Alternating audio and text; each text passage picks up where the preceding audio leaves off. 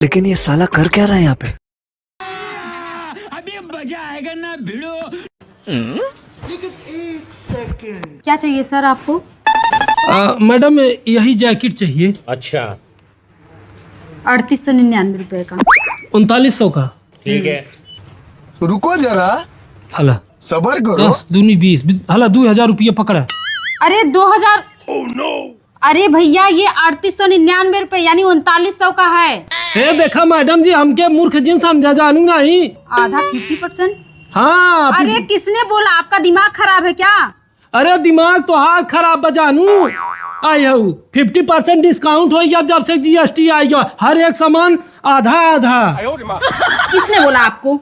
अरे रवि किशन भैया, भोजपुरी के एक्टर, सांसद भैया कहे ना कि जैकेट खरीदबा तो 1000 के जैकेट तो 450 500 की मिले, 4000 के जैकेट हम 2000 रुपया देते रख ले।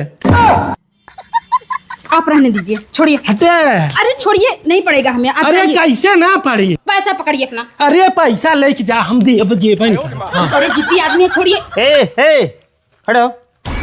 का साहब? अरे हमार मोल है, घर ना हो तोहरे नाना के, ये क्या करता है?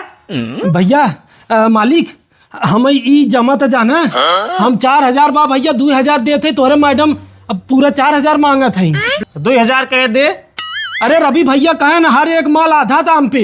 हमार रवि भाई है। रवि किसान सांसद और हमारे अभिनेता भोजपुरी के, वो 5 रुपया समोसा बिना देश के जनता के लिए संसद में आवाज उठाए रहे, समझा?